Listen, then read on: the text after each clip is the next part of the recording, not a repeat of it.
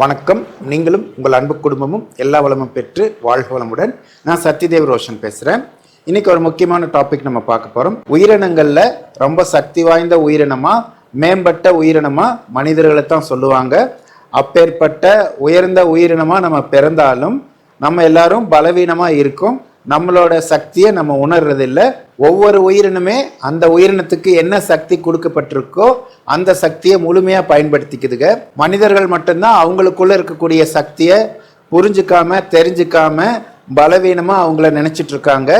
இன்னைக்கு நமக்குள்ள இருக்கக்கூடிய சக்தியை எளிமையான முறையில் உணரக்கூடிய ஒரு பயிற்சியை நம்ம பார்க்க போகிறோம். முதல்ல நீங்கள் அமைதியான ஒரு மனநிலையில் உட்காந்துக்கோங்க. கைகளை சின்முத்திரை வச்சுக்கோங்க. கண்களை மூடிய நிலையில நீங்க எந்த இடத்துல இருக்கீங்களோ அந்த இடத்துல ஒரு தெய்வீக ஆற்றல் நிரம்பி வழிகிற மாதிரியும், அந்த ஆற்றல் நீங்க இருக்கிற அறை முழுவதும் பரவுது, உங்க உடல் முழுவதும் பரவுது. இந்த மாதிரி தொடர்ந்து ஒரு 5 நிமிடம் வரைக்கும் பரவிட்டு இருக்கிற மாதிரி நீங்க கற்பனை பண்ணிக்கோங்க. அதுக்கப்புறம் உங்க உடம்புக்குள்ள இறை சக்தியை இறங்குன மாதிரி கற்பனை பண்ணிக்கோங்க.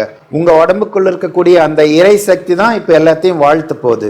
வாழ்த்தும் போது அவங்க செல்வ செழிப்பா, அமைதியா, ஆரோக்கியமா, மகிழ்ச்சியா வாழணும்னு சொல்லி வாழ்த்துங்க. எல்லாத்தையும் வாழ்த்தும் போது இதே மாதிரி வாழ்த்திட்டு வாங்க. எதுக்காக நம்ம எல்லாத்தையும் வாழ்த்தணும், அப்படி வாழ்த்துறதுனால நமக்கு என்ன கிடைக்குங்கிறத முதல்ல நம்ம தெரிஞ்சுக்கலாம். அதுக்கப்புறம் எந்த முறையில வாழ்த்தலாம் அப்படிங்கிறதையும் நான் சொல்றேன். இப்போ ஒவ்வொரு மனிதனுக்குள்ளேயும் 3 விதமான தன்மைகள் இருக்கும். ஒன்று மனித தன்மை, அடுத்தது அரக்கத்தன்மை, அடுத்தது தெய்வத்தன்மை. உதாரணத்துக்கு ஒரு மனிதரை நீங்க வாழ்த்துறீங்கன்னு வைங்க. அவங்க நல்லா இருக்கணும், அவங்க குடும்பம் நல்லா இருக்கணும், அவங்களுக்கு நல்லதே நடக்கணும் அப்படின்னு சொல்லி வாழ்த்தும் போது என்ன ஆகும்னா, முதல்ல உங்களுக்குள்ள இருக்கக்கூடிய தெய்வத்தன்மை வெளியில போய் அவங்களுக்குள்ள கலந்து அவங்களுக்குள்ள இருக்கக்கூடிய தெய்வீகத்தன்மையை தூண்டிவிடும். இதுக்கு பதுவாக ஒரு மனிதரை நீங்க திட்டுறீங்கன்னு வைங்க. முதல்ல உங்களுக்குள்ள இருக்கக்கூடிய அந்த அரக்கத்தன்மை தூண்டப்பட்டு உங்களுக்குள்ள இருந்து போகக்கூடிய அந்த எனர்ஜி அந்த மனிதனுக்குள்ள மறைமுகமா அந்த மனிதனோட அரக்கத்தன்மையை தூண்டிவிடும். நம்ம வாழ்க்கையில நமக்கு நடக்கிறது எல்லாமே வெளியில இருக்கிற மனிதர்கள்னால தான் நடக்குது. குடும்பத்தில் இருக்கக்கூடிய ஒரு 4 பேத்துனாலேயோ 5 பேத்துனாலேயோ நமக்கு எல்லாம் நடக்கிறது இல்லை. நமக்கு தேவைப்படக்கூடிய விஷயங்கள் எல்லாமே வெளியில் இருக்கக்கூடிய மனிதர்கள் மூலியமா தான் நமக்கு வருது. அதனால நேரடியாவோ மறைமுகமாகவோ வெளியில் இருக்கக்கூடிய மனிதர்கள் கூட நமக்கு நல்ல விதமான ஒரு உறவு இருந்துச்சுன்னா தான் நம்ம வாழ்க்கையில சந்தோஷமா இருக்க முடியும். அதனால நம்ம எல்லாத்தையும் வாழ்த்தும் போது நமக்கும் மற்றவங்களுக்கும் ஒரு நல்ல தொடர்பு ஏற்படும். அதனால நமக்கு நேரடியாகவும் மறைமுகமாகவும் நல்லதுதான் நடக்கும்.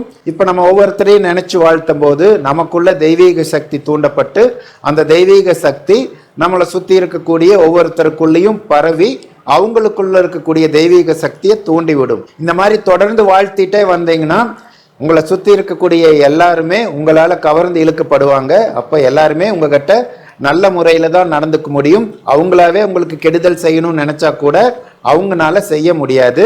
அந்த மாதிரி உங்களுக்கும் அவங்களுக்கும் ஒரு பிணைப்பு ஏற்படும்.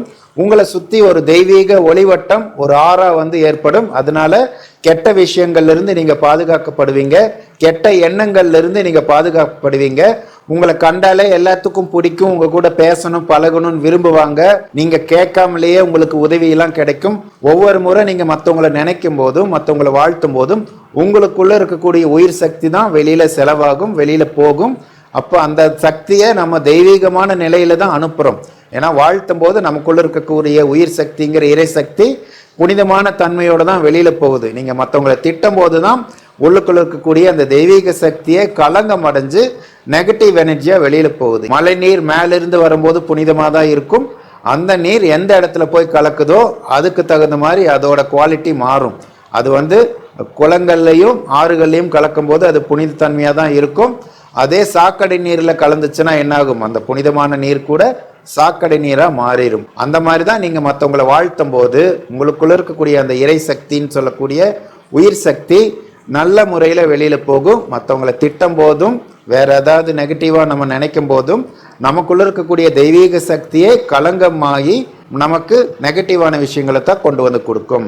முதல்ல அப்பா அம்மாவை வாழ்த்தணும், அதுக்கப்புறம் உங்களோட வாழ்க்கை துணையை வாழ்த்தணும், உங்களை வாழ்த்தணும், உங்க கூட பிறந்தவங்களை வாழ்த்தணும், உங்களோட குழந்தைகளை வாழ்த்தணும், அதுக்கப்புறம் உங்க கூட பொருளாதார ரீதியாக தொடர்பில் இருக்கிறவங்களை வாழ்த்தணும், உங்களோட தெருவில் இருக்கிறவங்களை வாழ்த்தணும், உங்களோட மாவட்டத்தில் இருக்கிறவங்களை வாழ்த்தணும், உங்களோட மாநிலத்தில் இருக்கிறவங்களை வாழ்த்தணும், உங்களோட நாட்டில் இருக்கிறவங்களை வாழ்த்தணும், அதுக்கப்புறம் உலகத்தில் இருக்கிற எல்லாத்தையுமே வாழ்த்தணும்.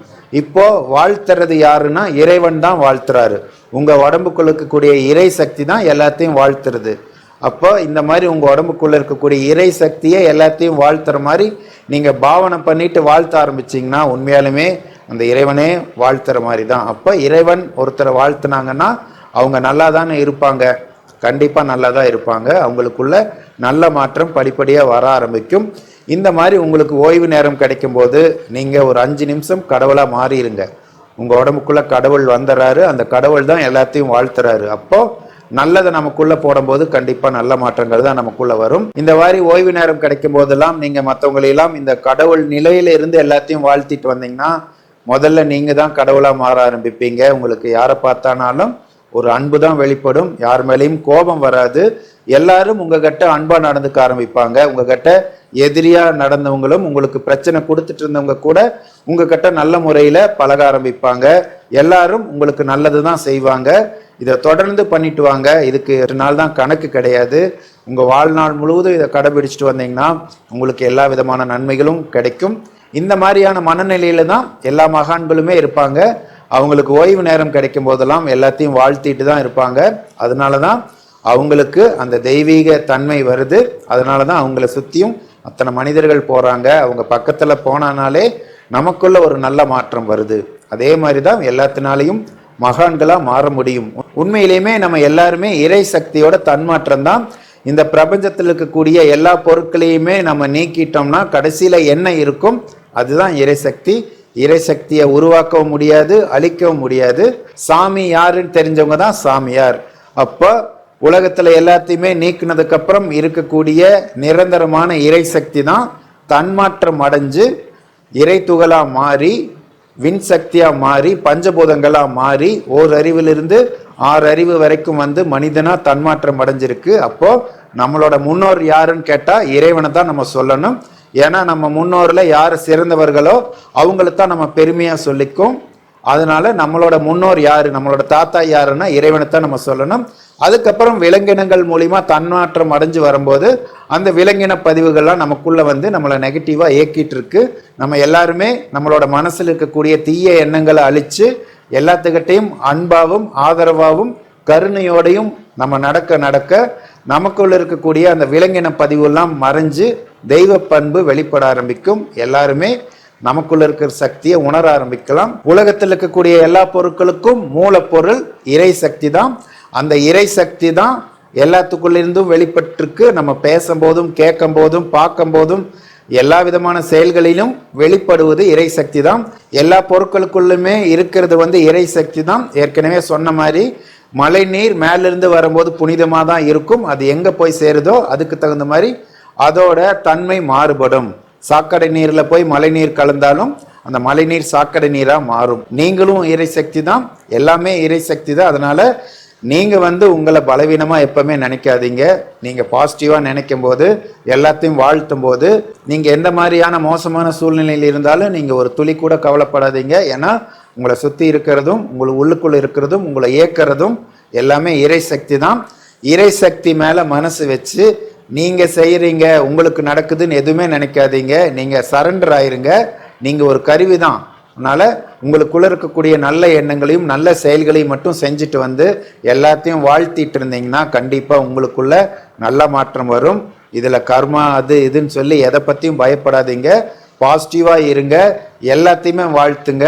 நீங்கள் வாழ்த்தும் போது நம்ம இவரை வாழ்த்தனோம்னா கண்டிப்பாக நமக்கு நல்லது நடக்கும். அந்த மாதிரி ஒரு மனநிலையில் இல்லாமல் பிரதிபலனை எதிர்பார்க்காம உண்மையாலுமே உங்களுக்குள்ள இருந்து உங்களை சுற்றி இருக்கிறவங்களா நல்லா இருக்கணும்னு ஒரு எண்ணம் வந்து அந்த எண்ணத்தில் வாழ்த்தும் போது தான் உண்மையாலுமே முழுமையாக நம்ம இறை சக்தியை பயன்படுத்திக்க முடியும். நம்ம உடம்புலேருந்து முழுமையான இறை சக்தி வெளியில் போகும்.